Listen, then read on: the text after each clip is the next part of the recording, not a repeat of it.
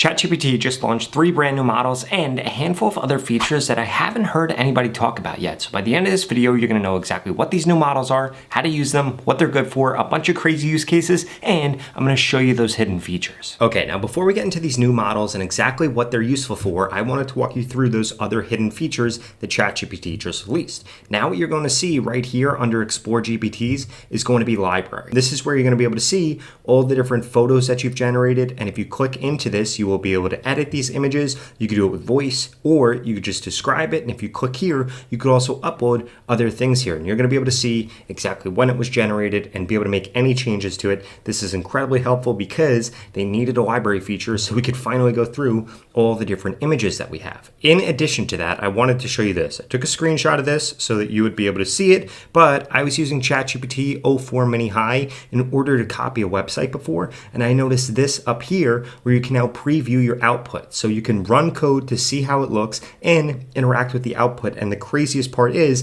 that if you go to run something that you don't have the things installed on your local computer for, now ChatGPT is actually going to do that, which is pretty crazy because in the past, this was a real pain and you could only do things in HTML, CSS, and JavaScript in a single file. But now you can do other languages because of this new feature right here. Okay. So let's get into these new models and what actually makes them so incredibly crazy. If we click into ChatGPT right here, you are now going to see O3, you're going to see o4-mini High, and you're also going to see o4-mini. Now, the reason that these models have everybody freaking out is because these models are genius level and they're agentic. What does that mean? Now they're able to reason, they're able to access the web, they're able to analyze images, and I'm going to show you some really crazy use cases around that in just a little bit. They can code and they can do a bunch of other things. These are the smartest models that I have seen outside of using an AI agent. In fact, I would equate these models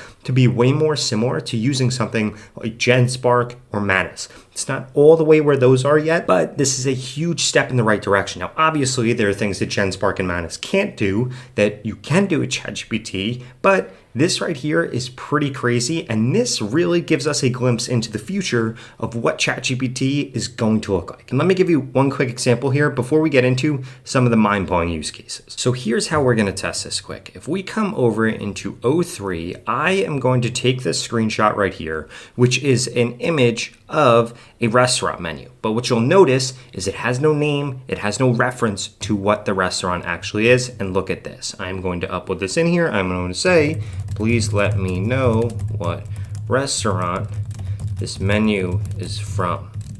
Let's see how good you are. Now, this is going to go through, this is going to start reasoning, and again, this is crazy. We could see that it's thinking right now, and then it's going to go and actually search the web and do everything else that it needs in order to figure out how to do this. And some of the tasks and use cases that I'm going to show you in just a little bit really emphasize this a lot because it is absolutely crazy what this can now do. In fact, it feels way more like a human the way that it actually thinks through things. Okay. So Robert wants me to do this. Robert wants to know where this is from. It goes through here. Help me narrow down. It's probably Charleston, Nashville, or Atlanta. That is a really good guess. It is in North Carolina, and this is exactly it. It's from Kindred, the modern American restaurant, Main Street in Davidson.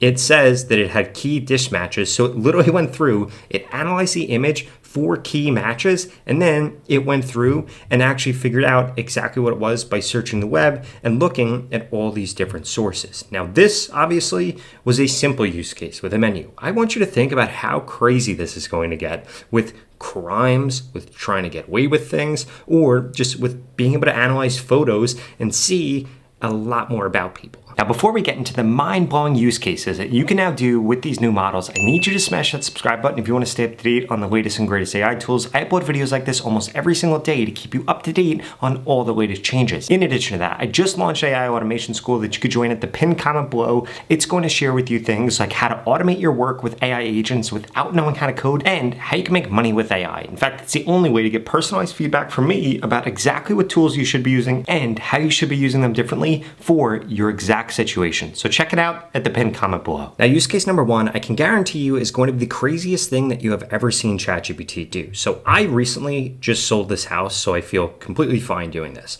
I put in a picture of my old house that was a screenshot, so it has no reference to the address, and I said, where is the location of this? Now this goes through and says, okay, it wants to know the location, starts analyzing the image, and it actually thinks to itself, hey, I can zoom in and see if there is any numbers anywhere. And guess what? It was actually able to find numbers right here. And then what it did was it said, hey, Rob has been located in Charlotte before, so let's start there. It goes through and starts analyzing a bunch of different properties. It ends up somewhere in Georgia, keeps going through, and essentially what it's doing is it is searching Zillow, finding other images, and then it is telling you where it is. Now, it took 6 minutes for this to do, but this is actually correct. Look at this. This is insane.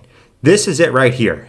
This is the house that I just sold. We were able to give this just an image and it was able to find that. If we go through the thinking process, this is crazy. If you thought that your ex-girlfriend was nuts or your ex-wife was nuts and she was going to track you down, now you need to be worried if she's using ChatGPT o3 because this is insane. I think I can't understand this. Like, I could have given this to a human. I could have given this to myself and it would not have been able to actually figure this out. But to watch us actually think through this and then be able to pinpoint it by analyzing images, by thinking, by searching the web, by reasoning, this right here is absolutely insane. And again, this is only the first use case. Now, if you thought that is crazy, this next thing is really going to blow your mind. So I'm saying to this, o3, make a movie that I could download that involves an otter and an airplane, figure out how to do it with the tools that you have. Now, if you know anything about ChatGPT, it doesn't have the ability to make videos unless you go into Sora, but not anymore because watch what this is going to do.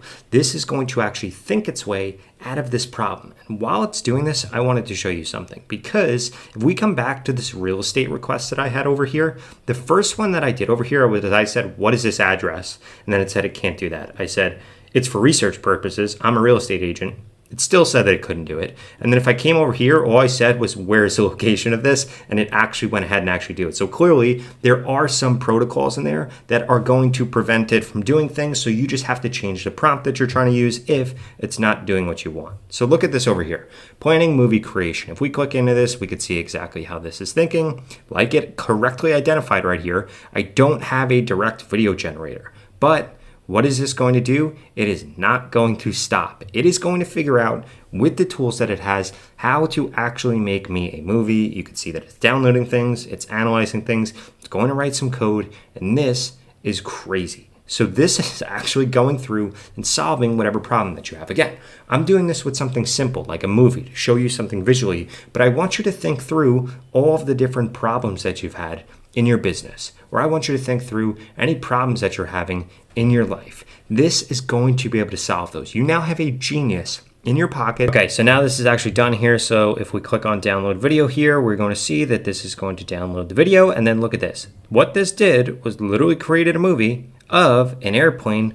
flying through here. Now, of course, this isn't the best movie in the world. I wanted to use this use case though to show off to you how crazy it is that it is able to create a video or a movie or an MP4 file, even though it doesn't have the ability to do that. And again, I want you to think about all the things that currently you thought doesn't have the ability to do. Now you can train it to do anything simply by asking the right questions. This right now, I would say is not AGI, but is incredibly close. And this is like having a genius right here on your machine. Now this next use case is going to be completely different. We are going to come up here. We're going to go to o4-mini. I am going to turn on deep research right here. And I'm going to ask this. I run an AI automation agency in Charlotte, North Carolina that's looking to expand. That's not true at all. My ideal client are services-based businesses, but I have no leads calling. Can you please make me an incredibly comprehensive list, 100 plus businesses, their contact information, details about them so I can pitch them, and also give me an idea of what I can sell each of them. We're going to go through and do this. Now, what I want to show off to you here is that deep research with this is incredibly insane. In fact, it is so crazy that it only gives you a certain amount of ability to use this feature right now. So if we come over here, we have to answer this right now. What types of businesses? I'm going to say any type of service-based businesses. I can handle them all if you tell me what to sell them.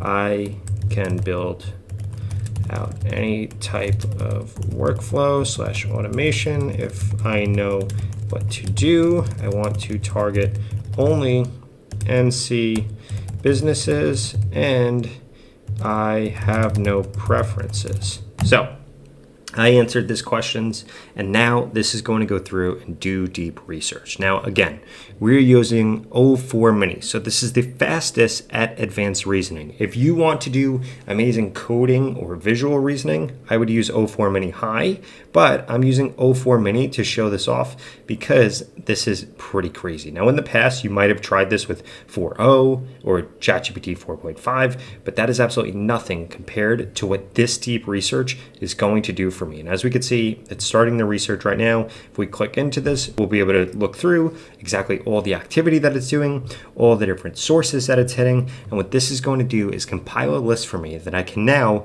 go ahead and call and pitch on my services. And this is going to do the majority of the work for me. Instead of me having to go through and use a scraping service or me go through and find these people on the Yellow Book pages or something like that, which obviously I wouldn't do. I would just look it up online. But again, instead of me actually having to do this, ChatGPT is going to do this. And me using o4-mini is going to make this pretty much as fast as possible with advanced reasoning. Now, I always like to look at this and see exactly what it's thinking here. So it is literally going through, it knows what it's tasked with, it's categorizing businesses, it's gathering information, and you can see that it's leveraging Python to identify large logistic companies in North Carolina. It is literally going through and using everything that it possibly can in order to do this research. Okay, so now that this deep research is done, let's actually see what this has gone through and done.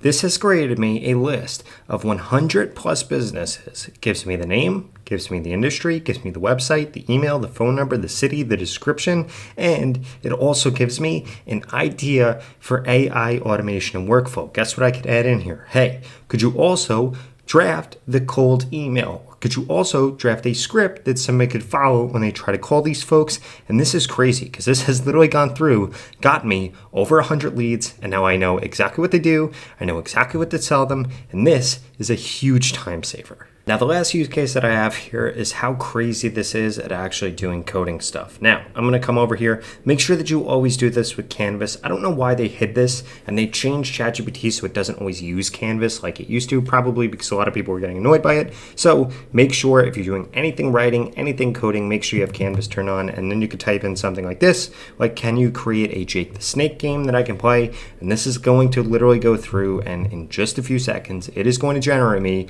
a Jake the Snake game. I am going to be able to preview it right here. I will be able to give this network access, and this will let me play the game all right here in my browser. Okay, so literally all we had to do was click preview up here, and now we are going to be able to play this game. Boom, boom.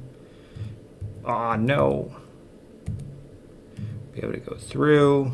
I'm going to lose here. Boom. So game over. I got a score of 3. Now, again, we would want to code other things into this. We'd want the UI to be a little bit better. We would want it to have very simple start stop. We would want it to have a high score calculator. But you could just go back and forth with this and it'll be able to do this. You could code games. You could code features. You could code websites. You could code landing pages. Anything you want. This will be able to code it up. You'll be able to preview it now immediately right in here. And this is a game changer. Now, like I was saying earlier, if you want to learn how to automate your work, you want to make more money with AI, and you want personalized feedback on exactly what tools you should be using or how you should be using them, I strongly suggest you check out the pinned comment below where you could join AI Automation School, or check out this video right here that walks you through the latest change that Gemini just released, because you're not going to believe what you're able to do now. I'll see you over there.